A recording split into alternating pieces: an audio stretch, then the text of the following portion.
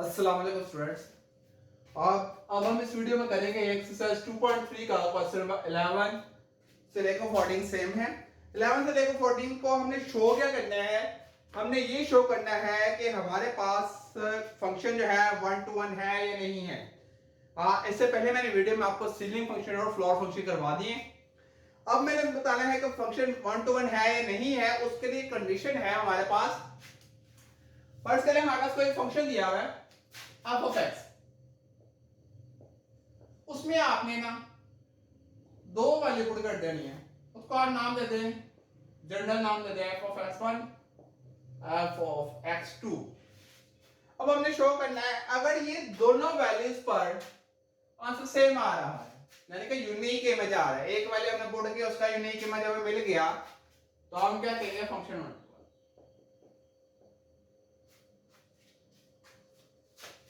इसकी डेफिनेशन मैं आपको बताया था। वैसे अगर मैंने जो पिछली वीडियोस में इसकी डेफिनेशन करवाई हुई है वो मैं आपको शेयर कर दूंगा, लिंक नीचे डिस्क्रिप्शन में दे दूंगा। डिस्क्रिप्शन में जाके आप लिंक देख लीजिएगा, उसमें मैंने फंक्शंस को डिटेल में एक्सप्लेन किया हुआ है। यहां पर भी एक मतलब आपको लोगों के लिए पढ़ देता हूं और कह रहा है if let function F A into B, A to B be a function such that distinct element of A have distinct images under F। वो कह रहा है कि A जो हमारे पास सेट है ना, फर्स्ट सेट का डिफरेंट इमेज आना चाहिए, हर फर्स्ट सेट में मौजूद हर एलिमेंट का कोई डिफरेंट इमेज हमें मिले। वो कह रहा है कि हमारे पास अगर हमारे पास f of x1 is equal to f ऑफ x2 है, तो हमारे पास ये कंडीशन सेटिस्फाई होनी चाहिए कि x1 is equal to x2 आए। अगर ये कंडीशन सेटिस्फाई कर दी, अगर ये कंडीशन भी सेटिस्फाई कर गई, तो हम कहेंगे ये फंक्शन 1 to 1 है। अगर इन दोनों में कोई एक भी कंडीशन सेटिस्फाई नहीं की, हम बेसिकली ज्यादातर फर्स्ट कंडीशन को लेकर सेकंड कंडीशन को प्रूव करते हैं। अगर फर्स्ट कंडीशन को लेकर सेकंड कंडीशन हमारे पास प्रूफ हो जाएगी, तो हम कहेंगे ये दिया गया फंक्शन हमारे पास क्या है, 1 to 1 फंक्शन है। ठीक है, अब मैं आपको सॉल्व करके दिखाता हूं कि हमने कैसे इसको लेके चलना है। फर्स्ट कंडीशन से स्टार्ट करता हूं, क्या करूंगा, f ऑफ x1 को इज इक्वल कर दिया f ऑफ x2, यानी कि पहले फंक्शन में x की जगह पर x1 पुट करते हैं, फिर फंक्शन में x की जगह पर x2 पुट करते हैं। पहले x1 पुट करते हैं x की जगह पर, क्या आ जाएगा 3x1 minus 4 is equal to, इधर आ जाएगा 3x2 माइनस 4। अभी मैंने कुछ भी नहीं किया, मैंने क्या किया है, f ऑफ x1 को f ऑफ x2 के इक्वल रख दिया। अगर इसको अगर सॉल्व करने से हमारे पास value x1 is equal to x2 आ गई, तो हम कहेंगे दिया वो फंक्शन हमारे पास क्या है, 1 to 1 फंक्शन है। ठीक है, अब हमारे पास ये वाला 4 इससे कैंसिल हो जाएगा, क्योंकि ये माइनस प्लस हो जाएगा तो कैंसिल कर देगा उसे। तो हमारे पास आ जाएगा 3x1 is equal to 3x2, तो ये वाला 3 भी इससे कैंसिल हो जाएगा, तो हमारे पास आंसर आ जाएगा x1 is equal to x2। तो इसका मतलब ये वाला फंक्शन हमारे पास क्या है, 1 to 1 फंक्शन है। क्यों? क्योंकि जब हमने f ऑफ x1 को f ऑफ x2 के इक्वल रखा है, तो उसको जब सॉल्व किया है इसको, तो हमारे पास आंसर क्या आ गया, x1 is equal to x2। तो यही हमने लाना था, तो ये हमारे पास कंडीशन सेटिस्फाई हो गई है, तो हम कहेंगे फंक्शन इज 1 to 1 फंक्शन। अब हमारा सेकंड कंडीशन, सेकंड क्वेश्चन यानी कि 12 क्वेश्चन नंबर 12, इसको हम चेक करते हैं क्या ये इक्वल आ रहा है या नहीं आ रहा। तो उसके लिए क्या करेंगे, f ऑफ x1 को f ऑफ x2 के इक्वल रख लेते हैं, यानी कि x1, कुछ लोग बेवकूफी कर देते हैं, डायरेक्ट इसकी एब्सोल्यूट वैल्यू खत्म करके एक तरफ प्लस माइनस लगा देते हैं, ये हमारे पास तरीका ही गलत है। हम क्या करेंगे, पहले यहां पर मल्टीप्लाई हो जाएगा, डिवाइड कर देंगे, आ जाएगा x1 divided by x2 is equal to, इधर 1 बचेगा, क्योंकि इसका क्वेश्चन है उसके साथ 1 मौजूद होता है, तो 1 इधर रहेगा और ये टर्म इधर आ जाएगी। तो एब्सोल्यूट वैल्यू को ये कंडीशन है, ये प्रॉपर्टी है सॉरी, कि हमारे पास जब दो में ज्यादा एब्सोल्यूट वैल्यू मौजूद हो तो उसको सिंगल एब्सोल्यूट वैल्यू में भी लिख सकते हैं।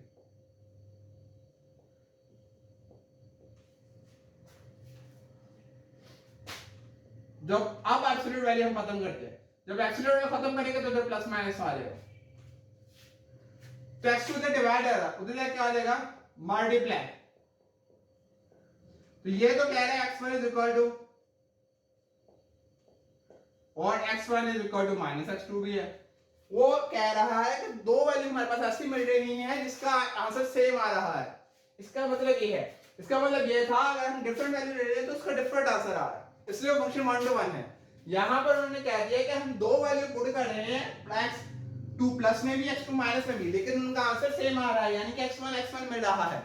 तो ऐसा फंक्शन हमारे पास 1 to 1 फंक्शन नहीं होगा, क्योंकि हर प्री इमेज का यूनिक इमेज मौजूद होना जरूरी है, यानी कि फर्स्ट सेट में मौजूद हर एलिमेंट का डिफरेंट इमेज हो, तो अभी हम कहेंगे फंक्शन 1 to 1 है। इसका मतलब ये फंक्शन 1 to 1 नहीं है, क्योंकि दो वैल्यू का आंसर सेम आ रहे हैं। तो इसका मतलब ये वाला फंक्शन 1 to 1 नहीं है, लेकिन ये वाला जो 11 वाला क्वेश्चन है, ये फंक्शन कौन सा है 1 to 1 है। अब हम मूव करते हैं नेक्स्ट क्वेश्चन की तरफ। तो हम डिस्कस करते हैं क्वेश्चन नंबर 15 और 16। दो सेट दिए हुए, सेट ए और सेट बी, और इन्हें कहा है हमने बताना है इन फंक्शन को देखते हुए कि कौन इनमें से कौन सा फंक्शन ऑन टू है कौन सा नहीं है। ऑन टू फंक्शन के लिए हमें सिर्फ ये याद होना चाहिए कि रेंज उसकी कोड डोमेन के इक्वल हो। अगर ऐसा फंक्शन इसकी रेंज कोड डोमेन के इक्वल होगी, वो फंक्शन हमारे पास क्या कहलाएगा ऑन टू फंक्शन कहलाएगा, यानी कि सेकंड सेट में कोई एलिमेंट भी फ्री ना हो, हर एलिमेंट का किसी न किसी के साथ रिलेशन मौजूद हो। ठीक है, सबसे पहले सेट ए और सेट बी ड्रा करते हैं हम। सेट ए क्या 1 2 3 4, सेट बी क्या है 5 6 और 7। सेट बी के तमाम एलिमेंट कहलाते हैं हमारे पास कोड में, और सेट ए के फर्स्ट सेट के तमाम एलिमेंट कहलाते हैं हमारे पास डोमेन। और जो रिजल्ट आता है, यानी कि इसके सेट 1 के एलिमेंट जिस एलिमेंट से मैच होते हैं वो हमारे पास क्या होता है बेसिकली रिजल्ट होता है, वो भी हमारे पास सेट बी में से आता है, उसको कहते हैं रेंज। लेकिन अगर जो रिजल्ट आ रहा है, जो रेंज आ रही है, वो कोड में के इक्वल होगी, तो इस फंक्शन को कहेंगे ऑन टू फंक्शन। 15 वाला देखते हैं। 1 किस पे मैप हो रहा है 5 पर कर दिया, 2 किस पे मैप हो रहा है 7 पर, 3 किस पे मैप हो रहा है वो भी 7 पे हो रहा है, 4 किस पे मैप हो रहा है वो 6 पे हो रहा है। इसका मतलब ये ऑन टू फंक्शन है। क्यों? क्योंकि इसकी जो रेंज आ रही है वो भी 5 6 7 है, और इसके कोड में के एलिमेंट भी 5 6 7 ही है। इसका मतलब इसकी रेंज क्या आ रही है कोड में के इक्वल आ रही है। इसका मतलब फंक्शन हमारे पास क्या होगा ऑन टू फंक्शन होगा। ठीक है, बाकी इसकी डिटेल में डेफिनेशन का लिंक मैं आपको इंशाल्लाह डिस्क्रिप्शन में फराहम कर दूंगा, वहां से आप देख सकते हैं। ठीक है, और अब ये तो हो गया 15 का। 15 फंक्शन कौन सा है हमारे पास ऑन टू फंक्शन है। अब 16 का देखते हैं। 1 2 3 and 4 बी फंक्शन, 5 6 और 7, ये हमारे पास था 15, ये आ गया हमारे पास 16। अब इसको देखते हैं। 3 किस पे मैप हो रहा है 5 पर, 3 5 पर मैप हो रहा है, 1 भी 5 पर हो रहा है, 2 6 पे हो रहा है, और 4 भी 6 पे हो रहा है। इसका मतलब ये ऑन फंक्शन नहीं है, क्योंकि इसको जो रेंज आ रही है, इसकी जो रेंज आ रही है वो आ रही है 5 6, लेकिन इसकी जो कोड मेन है वो है 5 6 और 7। इसका मतलब इसकी रेंज कोड मेन के इक्वल नहीं आ रही, तो ये वाला फंक्शन हमारे पास ऑन टू फंक्शन नहीं होगा।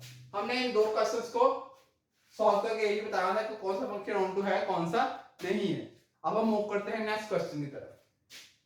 अब हमारे पास जो लास्ट वाले 4 क्वेश्चंस रह गए हैं, इसमें हमने क्या करना है इनवर्स फाइंड करना है। तो इनवर्स फाइंड करने का तरीका है, इस पे तो फर्स्ट 3 है, इनको तो इनवर्स इजीली फाइंड हो जाएगा, क्योंकि इनमें इन्होंने सेट की सूरत में दिए हुए हैं और सेट में पेयर की सूरत में दिए हुए हैं। पेयर में हमेशा याद रखना, अगर ये हमारे पास पेयर है 1 2, तो उसमें फर्स्ट वैल्यू x की है, सेकंड वैल्यू y की है, तो इनका जब इनवर्स फाइंड कर ले बहुत आसान है। हमारे पास f का इनवर्स फाइंड करता हूं, तो हमने सिंपल क्या करना है, पेयर की जो वैल्यूज है उसको इंटरचेंज कर देना। 2 को पहले लिख देना है, 1 को बाद में, 4 को पहले, 2 को बाद में। ये चेंज करने की जरूरत नहीं क्योंकि दोनों वैल्यू सेम है। ये 1 पहले, 4 बाद में, तो इनवर्स फाइंड हो गए। सिंपल आपने क्या करना है, वैल्यूज को आगे पीछे कर देना, ठीक है। इसी तरह जी इनवर्स फाइंड करते हैं, तो ये कैसे करेंगे, ये 1 1 ही आ जाएगा पहला, दूसरा 2 2 ही आ जाएगा। ये देखिए, अब तीसरा जो है 4 का पहले लिख दें, 3 को बाद में लिख दें, ये इनवर्स फाइंड हो गया। इस पेयर का देखना है, 5 पहले लिख दें, 4 बाद में लिख दें, 3 पहले, 5 बाद में। तो ये हमने क्या कर लिया, इन दोनों फंक्शंस के हमने इनवर्स फाइंड कर लिए। अब ये जो हमारे पास 19वां क्वेश्चन है, इसमें हमारे पास सेट डिस्टर्ब ने नहीं दिया हो, इसको पहले सेट की शुरुआत में लिखते हैं, फिर उसका इनवर्स फाइंड करते हैं। लिखेंगे क्या आएगा हमारे पास, ये जो हमारे पास वैल्यू x की होती है, तो फर्स्ट वैल्यू x की है, सेकंड y की, इस तरह 2b, इस तरह 3c। ये जो आंसर है ना लिखे हुए, ये बेसिकली y की वैल्यू लो, तो हमारे पास 4 क्या आ जाएगा d, ये हमने सर्किट में लिख दिया। अब इसका जब मैं इनवर्स फाइंड करूंगा, क्या करूंगा, a पहले आ जाएगा 1 बाद में, b पहले आ जाएगा 2 बाद में, c पहले आ जाएगा 3 बाद में, d पहले आ जाएगा 4 बाद में। तो ये क्या हो गया, इनके इनवर्स फाइंड हो गए, ठीक है। ये तो हमने इनवर्स फाइंड कर लिया। अब हमारे पास जो ये तो सिंपल उन्होंने सेट में दिए थे, हमने फाइंड कर लिए। अब सेट यहां पर जो हमारे पास क्वेश्चन नंबर 20 है, सेट में नहीं दिया हुआ, ये हमारे पास फंक्शन वैसे दिया हुआ है, तो इसको सॉल्व करना है, इसका इनवर्स फाइंड करना है। ये बेसिकली हमारे पास क्या होता है, ये y की वैल्यू से हमारे पास निकलती है, जो हम x की वैल्यू पुट करते जाते हैं, वो बेसिकली हमारे पास जो आंसर आते हैं वो किसकी वैल्यू होती है, वो y की होती है, ठीक है। हमने क्या करना है, इसको y की रख ली, ठीक है। अब हमारे पास सिंपल तरीका क्या है, 3 प्लस हो जाएगा, क्या आ जाएगा, माइनस 2 मल्टीप्लाई और देख क्या आ जाएगा, डिवाइड हो जाएगा, तो ये आ जाएगा y माइनस 3 डिवाइडेड बाय क्या आ जाएगा 2, क्योंकि 2 मल्टीप्लाई हो जाएगा, डिवाइड हो जाएगा। ये हमारे पास फंक्शन निकला है f ऑफ y,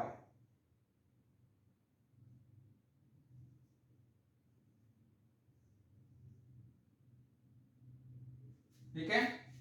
लेकिन उन्होंने क्या कहा था, f inverse of x put करना है आपने, ये बेसिकली किसके इक्वल है, x के इक्वल है, ठीक है।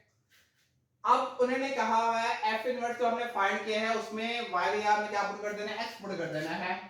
तो f इनवर्स ऑफ x हमारे पास क्या निकल आएगा, y की जगह पर x पुट करें, क्या देगा, x माइनस 3 डिवाइड बाय 2। दोबारा से देख ले, ये बेसिकली अगर हम इधर भी डेट करते हैं ना, तो बेसिकली जो हमारे पास जो वैल्यू निकल रही है ये f इनवर्स ऑफ y की निकल रही है, लेकिन ये हमारा फंक्शन निकल आएगा क्योंकि यहां से वैल्यूज लिखनी है। ये देखें f of x equal to basically क्या होता है, y के इक्वल होता है। तो जब ये f उधर चलेगा तो उधर जाके इसमें चला जाएगा इनवर्स में, तो ये हमारे पास जो आंसर आया था ये f इनवर्स ऑफ y आया था। लेकिन उन्होंने हमारे पास क्वेश्चन में कहा, क्या कहा हुआ है, उन्होंने कहा f inverse of x put करें, x निकाल ले, सॉरी। तो जो हमारे पास y की वैल्यू, जो हमारे पास ये फंक्शन लास्ट में आया है इनवर्स वाला, इसमें हमने y की जगह पर क्या पुट कर देना है, x पुट कर देना है। जब मैंने x पुट किया तो हमारे पास ये आंसर आ गया। तो basically final answer f inverse of x का क्या आया है, x माइनस 3 बाय 2। ये तो हमने एक वाली कंडीशन, एक जो हमारे पास उन्होंने फाइंड करने कहा वो फाइंड कर लिए। अब उन्होंने कहा हुआ सेकंड में f इनवर्स ऑफ -1 पुट कर, f इनवर्स ऑफ -1 निकालना है, यानी कि जहां जहां पर x है वहां पर -1 पुट करते हैं, जाएगा -1 प्लस 3 में 1 ऐड किया 4, 2 1 2 2 टू द 4, तो हमारे पास आंसर आ गया -2, ठीक है। तो बाद में इसको समझ ले, क्योंकि बेसिकली हमारे पास जो फंक्शन है ना, इसमें f की जो वैल्यूज पुट करते जाएंगे, जो आंसर आते हैं वो बेसिकली y के ही आते हैं।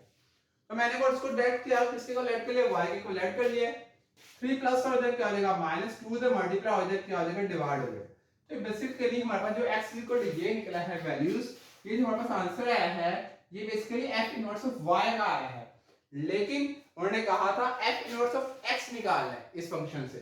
तो इसका मतलब जहां जहां पर x y होगा वहां पर क्या पुट कर देना, अपने x पुट कर देना है। तो हमारे पास जो फाइनल आंसर आएगा वो f इनवर्स ऑफ x का आ जाएगा। ठीक है, अब उसमें उन्होंने एक और कंडीशन पुट करने क्या दिया कि x की जगह पर हम -1 पुट कर दे।